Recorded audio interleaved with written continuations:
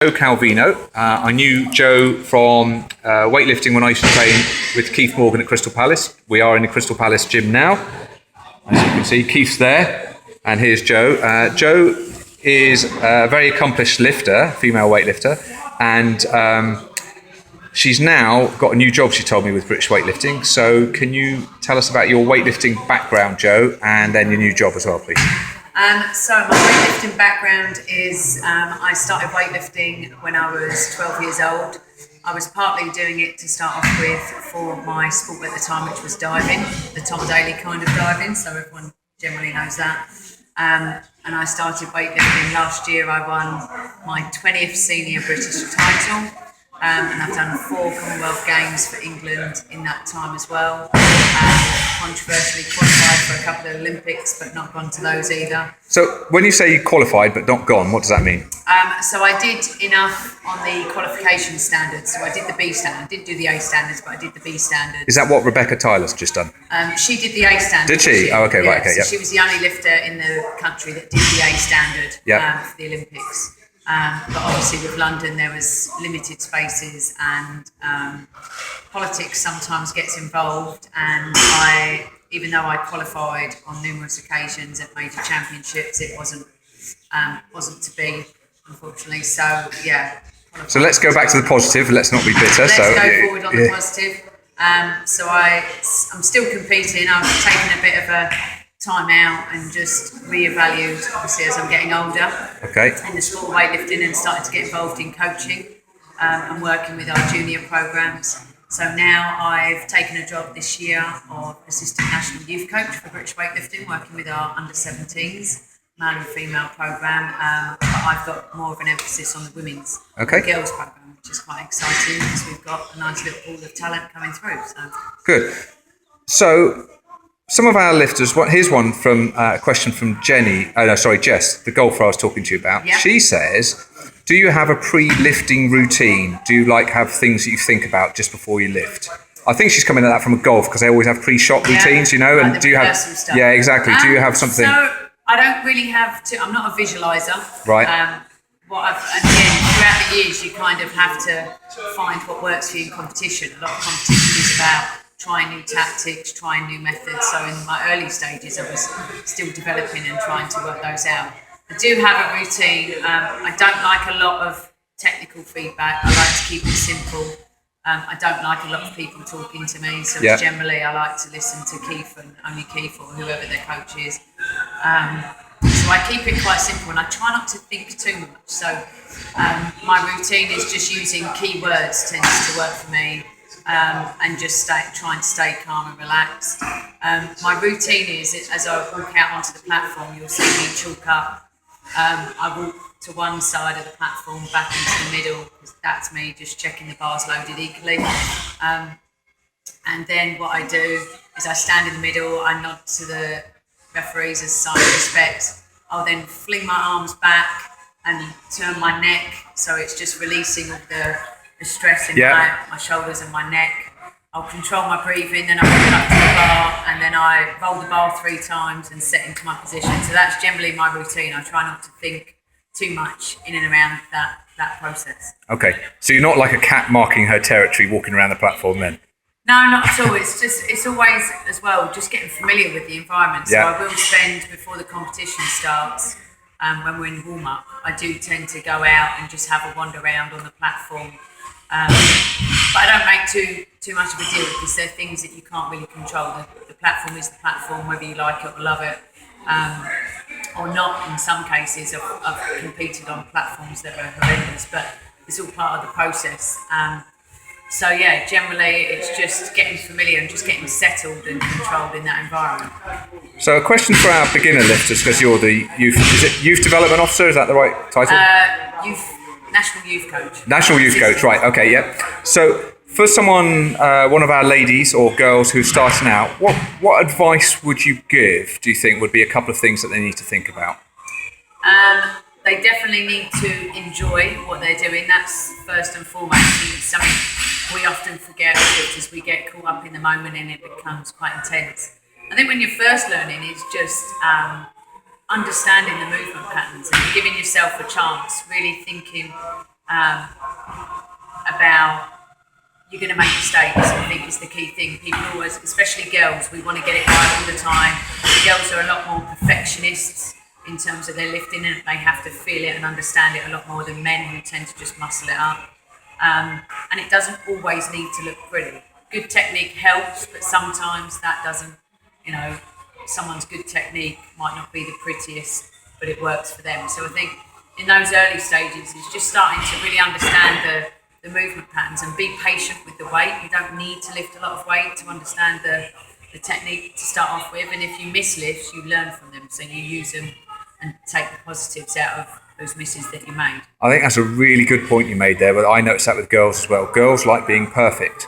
Yeah. And the school education environment is like an A's a fail if you don't get an A star. Yeah. Whereas, you are going to miss lifts. That is part of it, isn't it? And I think part of the challenge used to be definitely, when I started weightlifting, there were no girls in this gym. There were very few junior females. There was, I think, me and Keith were talking the other day, I think there was less than 10 in the country that were actually under 17. So for us, we were still coming to grips with being in a very male-dominated sport. So I think a lot of girls sometimes feel that because they're doing a man's sport, they're not allowed to fail. But in actual fact, failure is part of that learning process. And I think it's important when you do miss lifts, understanding why you missed them, and then rectifying those changes and just being patient with it. It can, it's a frustrating sport. You can be doing weights well above your means and you get to a competition and it doesn't quite click. And so there's lots of different processes that count to the performance that ends up in competition. But it is getting used to just the technique and understanding the sport and yourself within the sport, I think, is a big thing. Just knowing how you tick in a competition or a training environment. Yeah.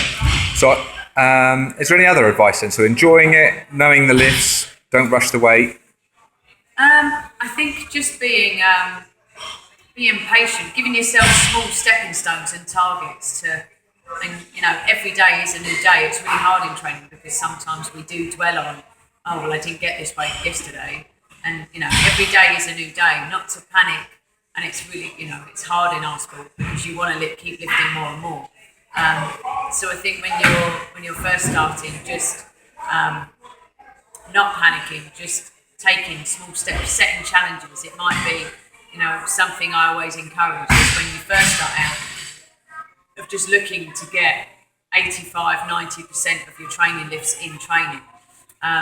Or in when you say that, does that mean like if you set targets in a session that you make 85 or 90% of those? Yeah, to become more consistent. Sure you get more good lifts than you do bad lifts. Right. And being more consistent with your technique. Yeah. And, going into competitions, I think one of our biggest flaws that we've kind of identified in British weightlifting recently is we expect big things every competition rather than allowing individuals to develop their competition strategy and just going for maybe starting a little bit lighter and getting 6 for 6 and understanding how that feels, because weightlifting is a real mental sport. So it has its challenges, not just physically but mentally. And I think one of the most important things is having a coach and being honest with your coach. If you've had a really tough day, you need to let them know, because that impacts performance. So Keith will always ask me, and we've been working together 23 years this year, solely in weightlifting.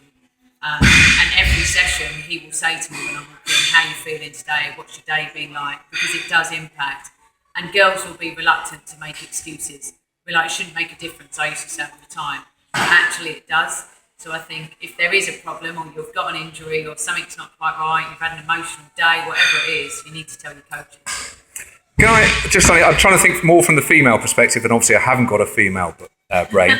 I was just thinking then about body image and diet. Yeah. Have you got any things, because it doesn't bother me, but I might think that might come for a female. I think it does, just because of the way weightlifting is associated with females.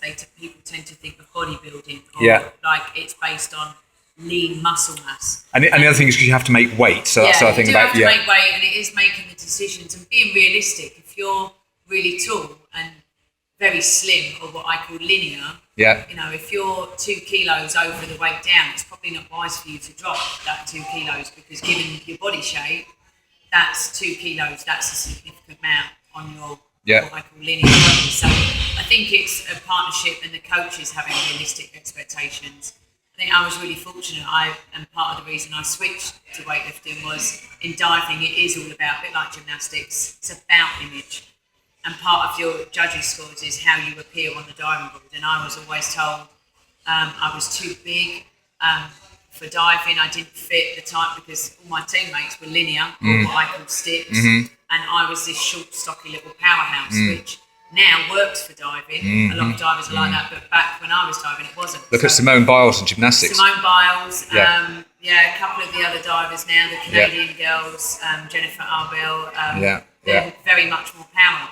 And I think one of the loves of weightlifting was I came into the sport and I wasn't being judged on my shape or size, and actually I was small in weightlifting. But I always say to people, it's not about that lean muscle mass. As long as you've got a good diet, and it isn't. You're not being judged on your appearance at all. I think that's the beauty of weightlifting. Is sometimes the softer, more podgy looking lifter, or smoother looking lifter, is the better lifter against someone who's excessively lean and a very low percentage body fat. And I've always said to people that I would much rather have an extra 2% body fat and lift 10 kilos more than be 2% leaner and lift 10 kilos less. I'm not big, but I think, there is the pressures just from society, perception and society. But weightlifting, people generally expect you to either be really excessively lean or just really fat and immobile, which is really, both cases are false. So, just be who you are, make sensible choices. If your diet's good, and that's working with your coaches as well, and just saying, could you be? And Mercy Brown, who's one of our teammates a few years back, she was out when she was junior. She actually qualified in Glasgow for the 75 kilo class. She was sat at the time around 77, 78, and I said to her at the time, she had a bit of extra weight that she could shift, and I said, if you cut it down, you could make Glasgow, and she didn't quite believe it. And then we started to work with her to make that change, and she made the team.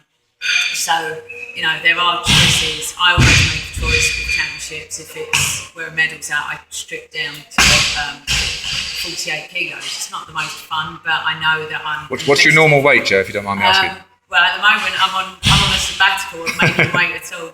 But my average, my normal weight class is 53 kilos. Right, yeah. So right now I'm sitting probably around the 58, 59 Okay, mark. yeah. But I've just been enjoying life a little bit more, and having a little bit of a focus on other areas of my life, and working with the juniors here. So, if it was, I still would try and educate the girls, make sensible choices in your food, and then it's not so much of an issue. But I think we are a sport where you don't have to rely on being super lean. That's not what lifting's about. Again, girls always have the insecurities, but if what I would say is, if you look at any weightlifting class, look at that presentation when a weight class walks out.